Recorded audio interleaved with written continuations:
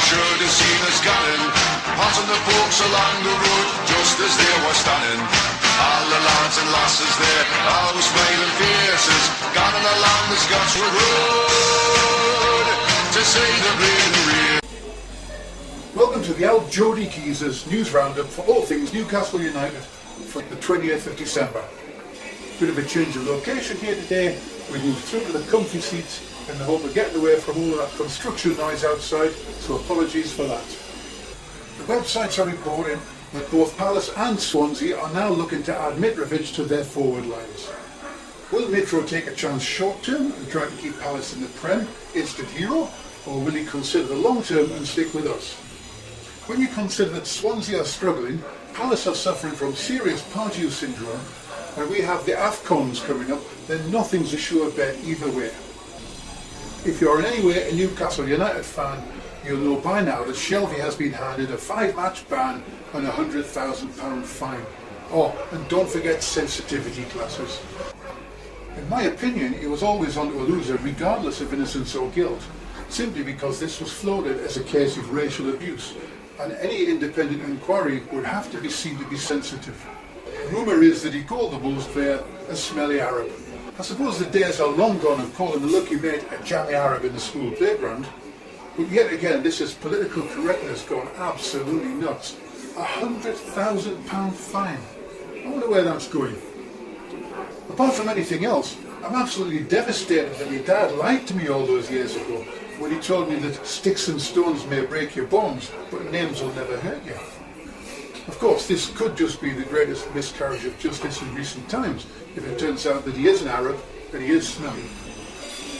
The weather's telling us that we are again considering bringing Alan Judge from Brentford, even though he may still be cropped. Rather ironic that, Shelvey being replaced by a Judge. A bit like British Rail with leaves on the track, or hosepipe bans after 3 days of sunshine. It always seems that we get caught out by the African Cup of Nations. Surely our battle plan can't just be, well, we'll just leave it till the January window and see what happens. I see De Jong is out injured again.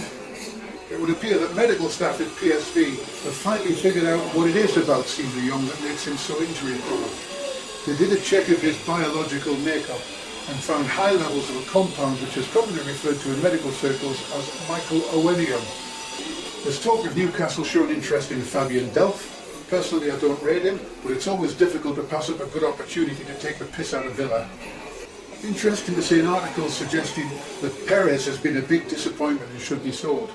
I have to agree that he hasn't really impressed me, but the logic used in this article was, rather worryingly, a side-by-side comparison between him and Dwight Gale, the Championship top scorer.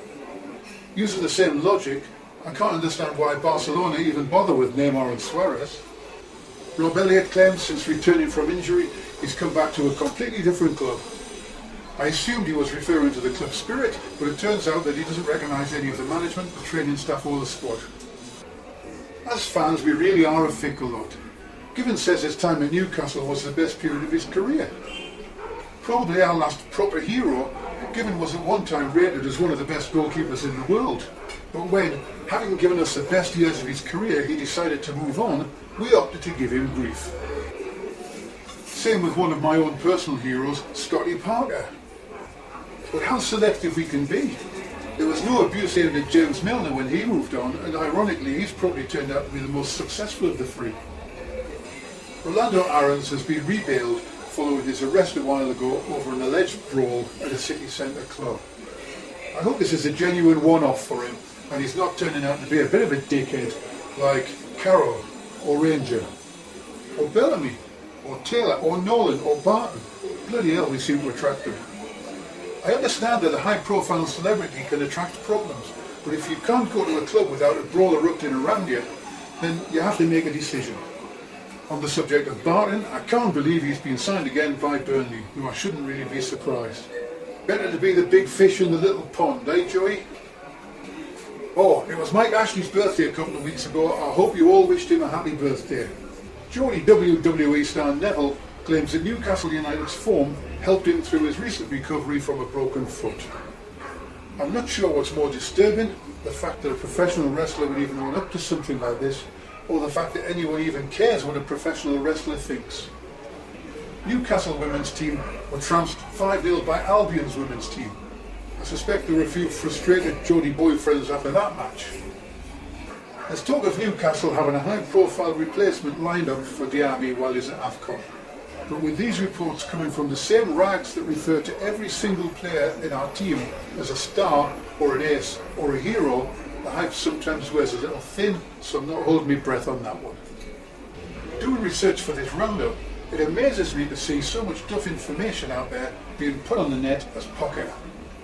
It also horrifies me to admit that I might actually be part of the problem, so apologies for any inaccuracies that I might have put out there by mistake. And finally, it's been reported in the London press that Joe Kinnear and John Carver have been put on standby to immediately replace Rafa if we drop any more points between now and May.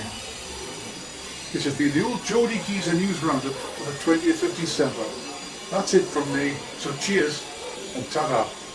All the lads and lasses there, always smiling faces, gathering along the Scotswood Road. The save of bleeding